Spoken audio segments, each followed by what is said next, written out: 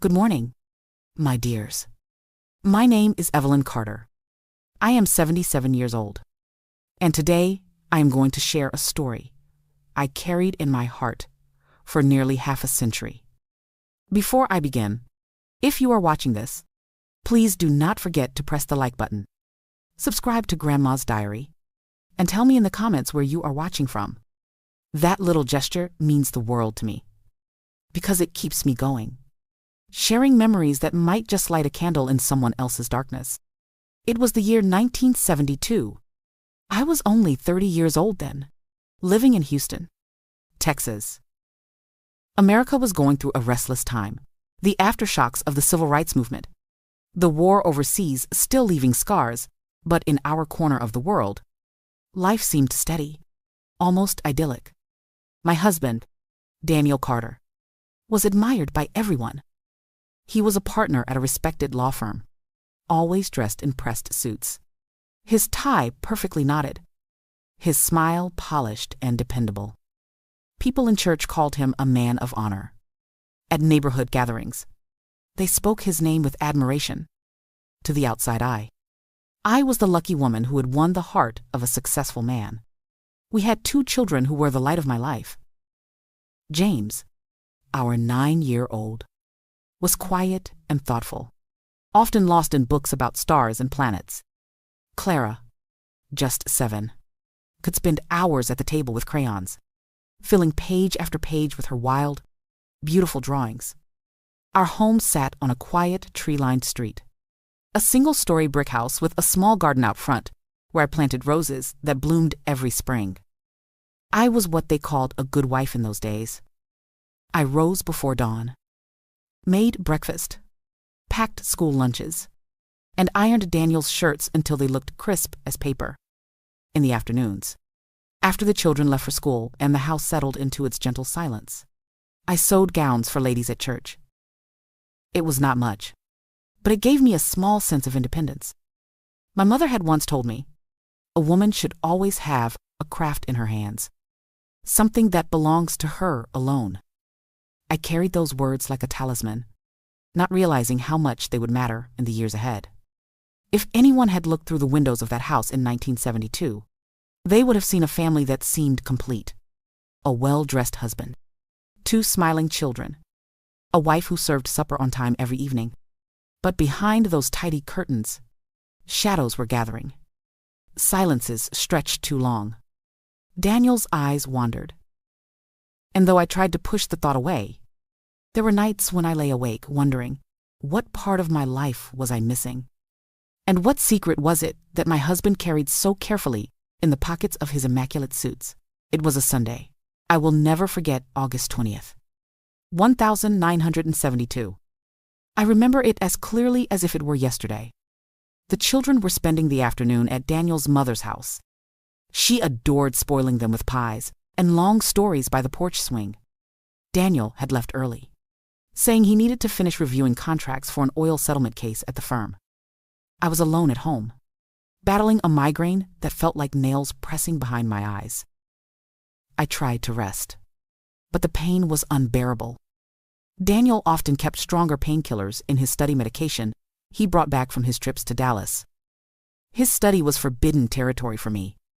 He used to say, "A man needs a room where his thoughts are his own." But that day, the pain spoke louder than obedience. I pushed the heavy oak door open and stepped inside. The room smelled of tobacco and the faint cologne he wore only on business trips. His desk was polished, his law books neatly lined up, his files stacked with almost obsessive order. I went straight to the drawers, knowing he often hid the pills there. My hands were trembling as I searched. Suddenly, a wave of dizziness hit me. To steady myself, I leaned against the bookshelf, and in doing so, I knocked loose a row of volumes. One heavy leather-bound Bible toppled to the floor, landing with a sound that echoed in the silence. I bent down to lift it, and as I did, something slipped from between its pages, a folded piece of paper, yellowed at the edges. My first thought was to put it back untouched. Daniel would be furious if he knew I had seen anything in his sacred study. But something inside me whispered, "Look." With shaking fingers, I unfolded the note. The handwriting was unmistakable. It belonged to Charles Holloway, Daniel's longtime law partner and closest friend. I had seen those loops and sharp strokes many times on Christmas cards and legal letters. The message was short. 7 words.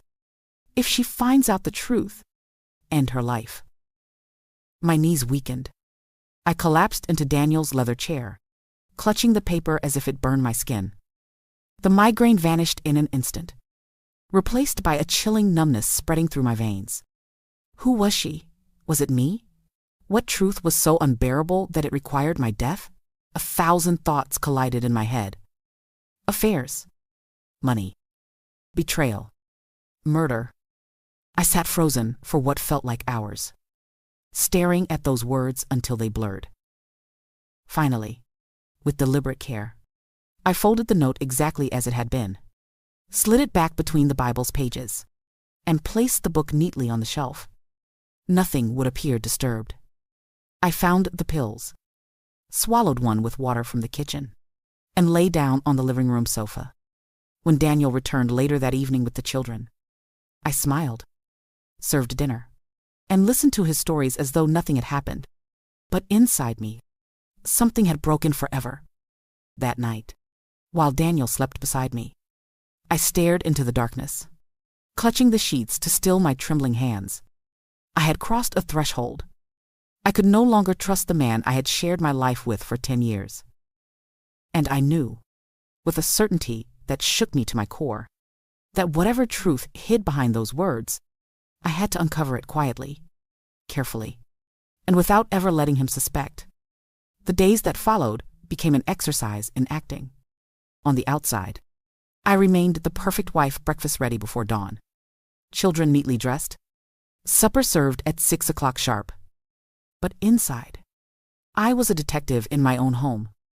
I watched every glance Daniel cast, every hesitation in his speech, every phone call he took behind a closed door. The note had awakened a part of me I did not know existed, sharp, alert, unwilling to be deceived again. The first crack in the mask came one Wednesday evening as I prepared Daniel's suit for dry cleaning. While checking the inside pockets, my fingers brushed against something crumpled. I pulled out a folded receipt. At first, I thought nothing of it until I read the print. It was from a high-end jewelry store in Dallas. The purchase: a diamond necklace worth more than 3 months of our household expenses combined. My breath caught in my throat. Daniel had never once bought me jewelry beyond our plain gold wedding bands. For anniversaries, I received flowers, sometimes a modest scarf. Who, then, was the necklace for? In the same pocket, I found a small ivory-colored card. Written in his handwriting was an address in Dallas. No names, just numbers on a street I didn't recognize. I tucked everything back with careful precision, but my heart raced like a trapped bird. The following week, I made an excuse to travel to Dallas. I told Daniel I needed rare fabric for a client's gown. He barely glanced up from his papers before nodding. That in itself was suspicious. Normally, he questioned every dollar I spent. I found the address. It was a neat little house in an affluent neighborhood. I stood across the street, pretending to admire the trees, when a woman watering her garden next door caught my eye.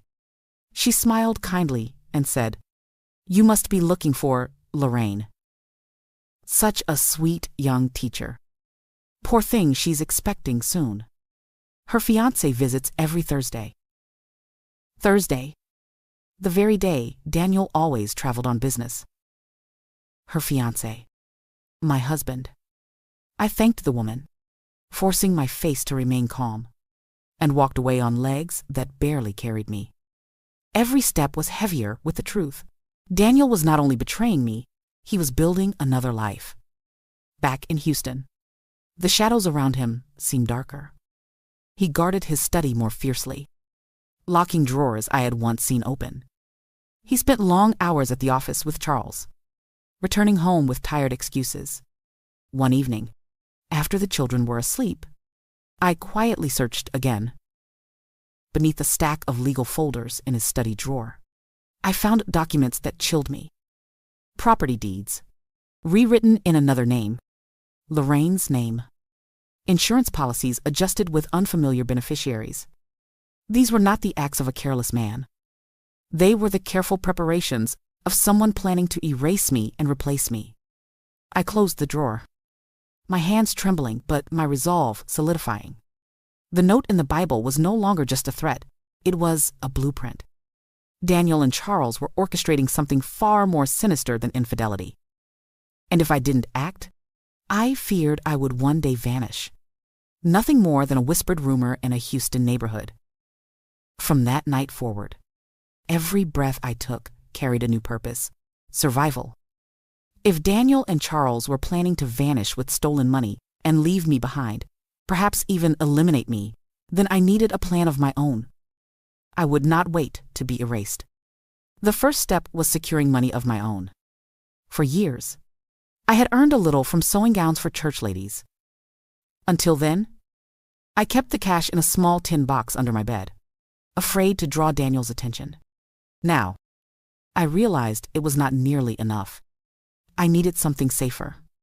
One of my wealthiest clients, Mrs. Partible, Harrington, had always been fond of me. While fitting her daughter's dress, I confessed softly, "Daniel handles all the bank accounts. I only wish I had something put aside, just for emergencies." She lowered her voice and said, "Every woman should. Meet me in Dallas tomorrow. I'll introduce you to a banker who owes me favors." That was how I opened my first bank account under my own name quietly, in another city, beyond Daniel's reach. I deposited every dollar I had hidden over the years. It looked small against the vast sums my husband handled daily, but to me it was a lifeline. The second step was gathering proof. Words alone would mean nothing. Daniel was clever. He could twist any story until I looked like a jealous, bitter wife inventing lies. So, while the children were at school, I began slipping into his study with a small Polaroid camera I bought in Dallas. Each time Daniel left early for work, I photographed documents, offshore accounts, draft contracts, false identities. I slipped the photos between layers of fabric in my sewing basket, where no one but me would ever look. The deeper I dug, the more terrifying the picture became. Daniel and Charles were preparing to siphon off over $1 million from a settlement meant for an oil workers' union. They had already drafted wire instructions to shift the funds to accounts in Mexico. And there, hidden beneath the legal jargon, I found copies of passports bearing their photos, but different names. Daniel had become Robert Mason. Charles was now Henry Brooks. That night, as Daniel snored beside me, I sat upright, staring into the dark. My mind repeated a single thought: if I did nothing, my children and I would be left penniless, or worse. The third step was finding someone I could trust outside Houston. I remembered a federal investigator named Raymond Ellis, who once visited our church to warn about fraud schemes. Daniel had mocked him afterward, calling him too righteous for his own good. That insult became my salvation. If Daniel disliked him, perhaps it was because Ellis could not be bought. I began drafting a letter, careful and precise, outlining what I had discovered. I gathered the photographs, copies of receipts, and forged deeds. But how could I deliver them without Daniel's watchful eyes catching me? I would need help. And I would need courage. For the first time since I found that note, I felt something stronger than fear rising inside me: determination. If Daniel believed I was powerless, he had underestimated the woman he thought was nothing more than a wife in his shadow. The letter sat in my sewing basket for 3 days before I dared to move it. Each night, after tucking James and Clara into bed, I reread my words. They were simple but heavy, like stones, dates, names, figures. and copies of documents that tied Daniel and Charles to the embezzlement scheme. I ended it with a plea. Please act before it is too late. Lives may depend on it. But how could I get it to Raymond Ellis without Daniel noticing? Houston was a small city in some ways. And Daniel's network was everywhere. Lawyers, judges, even the sheriff. If I walked into the federal building myself, word would reach him by sundown. The answer came through a client. Mrs. Alvarez, a widowed schoolteacher, often asked me to alter her skirts. One afternoon, while she sipped tea in my kitchen, she mentioned that her nephew worked as a courier between Houston and Dallas. My heart leapt. That night, after Daniel had gone to bed, I carefully stitched the sealed envelope into the lining of a dress I was altering for her. The next morning, I told her, "Would you mind having your nephew deliver this package to a Mr. A. Ellis in Dallas? It is very important, but I cannot risk the post." She looked at me with curiosity, but asked no questions. Some women understand without words. With that step taken, I felt the first flicker of control returning to me. Yet fear still pressed on my chest. Daniel grew more restless by the day. He came home late, his shirts smelling faintly of perfume that was not mine. He watched the children with an intensity that unsettled me, as if memorizing their faces before leaving. One evening, while pouring himself a drink, he said, "After next month, everything will change." The way he looked at me made my blood run cold. I knew I could not rely only on the law. I needed a backup, a place to run if things collapsed. That was when I thought of Linda, my childhood friend, who had moved to Austin years before to open a bakery. I wrote her a careful letter, telling her only that my marriage was failing and I might need refuge soon. Her reply came swiftly. "You and the children will always have a place here. There is a small room above the bakery. Come whenever you need." That knowledge steadied me. I began hiding essentials, clothes for the children wrapped in brown paper, copies of birth certificates, a few family photographs. I slid them into an old suitcase and tucked it beneath rolls of fabric in my sewing corner. Every step felt like threading a needle in the dark, but I could not falter. If Daniel and Charles sensed my awareness, the note's threat might become real. Yet, if I played my part carefully, smiling at dinner, folding his shirts, nodding at his lies, then perhaps I could buy enough time for the law to act. And still, late at night, a question haunted me. What if Ellis never received my package? What if Daniel moved faster than I imagined? One mistake, one careless step, and the future of my children and my very life would be erased. The morning of September 14th, 1972, dawned with skies as clear as glass. To anyone else, it was just another Thursday. To me, it was the day everything would either collapse or be saved. I rose before the children, prepared eggs and toast, and tried to still the trembling in my hands. Daniel appeared in the kitchen dressed in his navy suit, polished shoes shining like mirrors. He checked his watch 3 times before finishing his coffee. Then, in an unusual gesture, he bent to kiss both James and Clara on the forehead. His voice cracked slightly as he said, "Be good for your mother today." It was the kind of farewell a man gives when he does not intend to return. I forced a smile, waved him off, and then stood frozen in the doorway long after his car disappeared down the street. My heart thundered so loud I could hear it in my ears. Had Ellis received my letter? Would the authorities move in time? By mid-morning? The signs began. Mrs. Alvarez, nephew, the courier, left a discreet note on my porch under the guise of delivering fabric. Your package was received. My knees almost gave out with relief. But even with that assurance, fear gnawed at me. That afternoon, while hemming a dress, I heard a whisper of news from Mrs. Placed. Grayson, the secretary at Daniel's firm. She had stopped by my house, pretending to check on a hemline. With pale lips, she murmured, "Federal men are in the office. They came with briefcases and badges. Mr. Carter tried to leave, but they told him to stay put. Charles is in a room with them now, white as a sheet. I pretended to keep measuring fabric, but my hands were slick with sweat. The trap had been sprung. Still, I dared not let relief show. Until I saw Daniel with my own eyes. Anything could happen. The hours dragged on. I collected the children from school, kept them close, and told them we might stay with Aunt Linda in Austin soon. James, wise beyond his years, studied my face and asked, "Mom, is something wrong with Dad?" I kissed his hair and whispered, "Some choices have consequences, sweetheart, but you and Clara will be safe." It was near dusk when the sirens pierced the still Houston streets. Red and blue lights flickered past our house, racing toward the courthouse district. My heart clenched. I knew where they were headed. An hour later, my sister-in-law burst through the door, breathless. "Evelyn, they arrested Daniel. Him and Charles both. They tried to transfer $1 million into an offshore account, but the feds were waiting. The whole city is talking."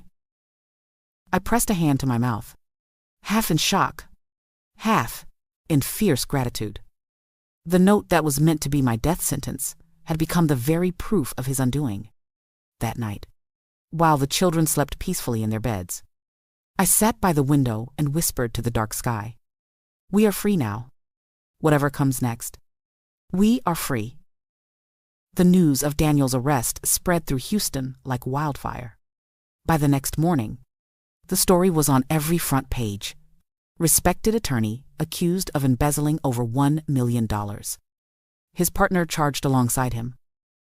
And me, Evelyn Carter, labeled the stunned, betrayed wife. When I walked down our quiet street to fetch milk, blinds twitched. Whispers followed. Some eyes held pity, others suspicion. How could she not have known? Did she play a part in it? Was she just blind? Or complicit? Those were the questions hanging in the air, like smoke. That morning, I made a choice. I would not hide.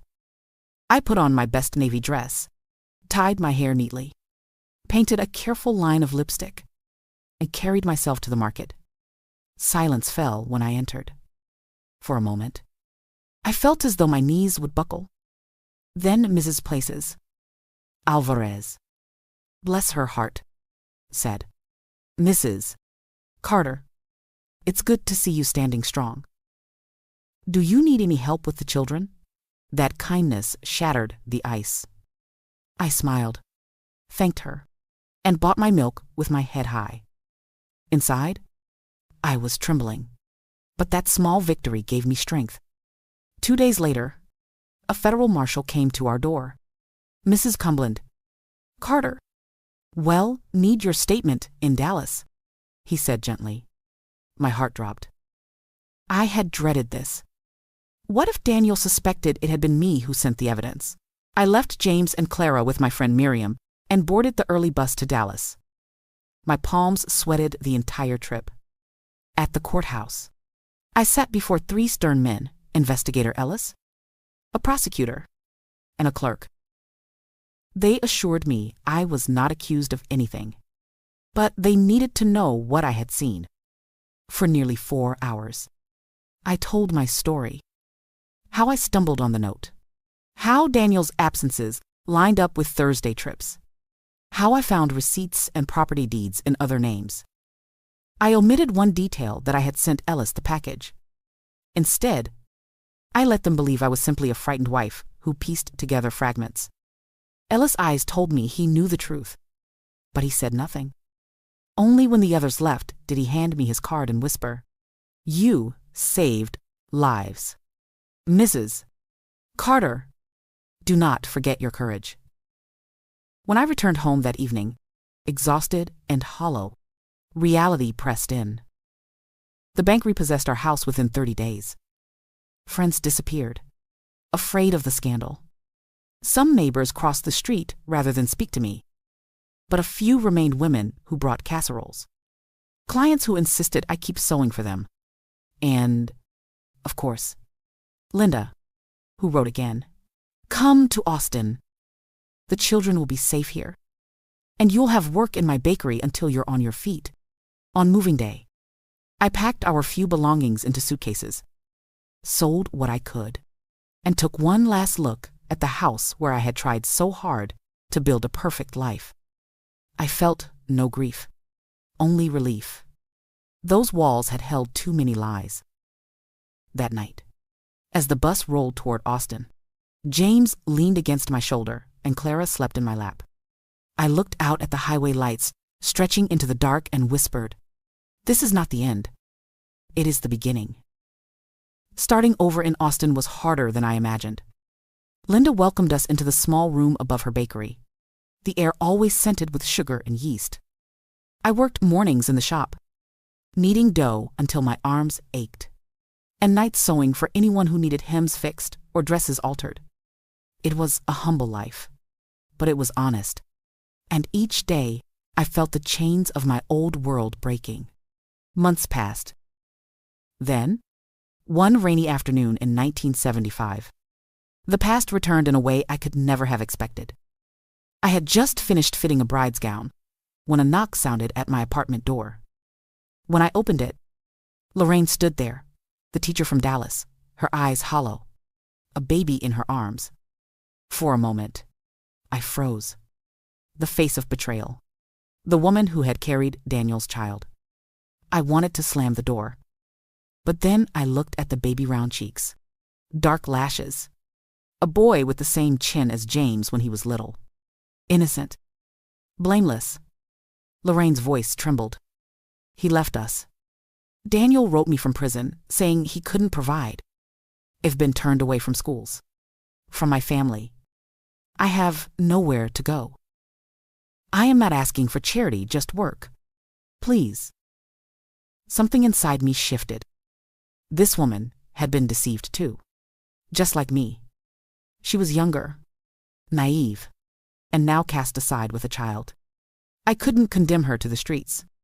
"Come in," I said quietly. "You can help with the bookkeeping for my sewing. Well, make room."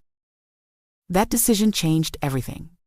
Lorraine proved steady and meticulous, keeping my accounts balanced and my orders organized. With her support, I could focus on design. Soon, our little venture blossomed into a boutique Carter & Co. atelier where brides and socialites from across Texas came for custom gowns. People whispered about the strange partnership between the betrayed wife and the mistress, but we ignored them.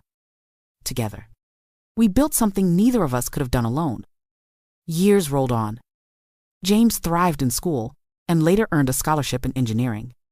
Clara, with her gift for drawing, joined me in design. Lorraine's boy, whom she named Samuel, grew up alongside my children, calling me Aunt Evelyn. Our unconventional family confused the outside world, but within our walls there was laughter, discipline, and love. In 1982, Daniel was released. Older, thinner, stripped of his arrogance. He came to my boutique one afternoon, asking to see the children. James refused. Clara agreed, seeking her own closure. Lorraine allowed him limited visits with Samuel. As for me, I kept my distance. I no longer carried anger, only clarity. He had chosen his path. I had chosen mine. The years since have been full. The boutique grew into a respected brand. My children carved their own futures, and I found peace in knowing I had turned ashes into strength. Now, at 77, when I sit surrounded by my grandchildren, I sometimes think back to that Bible, to the note that should have sealed my fate. Instead, it became the spark that ignited my freedom. And this, my dears, is the lesson I want to leave with you. What feels like the end can be the very beginning. A betrayal can shatter you, yes, but it can also carve out space for something stronger to rise. Courage is not the absence of fear, it is the choice to move forward despite it. If this story touched your heart, please press the like button, subscribe to Grandma's Diary, and tell me in the comments what storm you have faced and where you are watching from. Remember, sometimes the darkest note in our lives leads to the most unexpected music.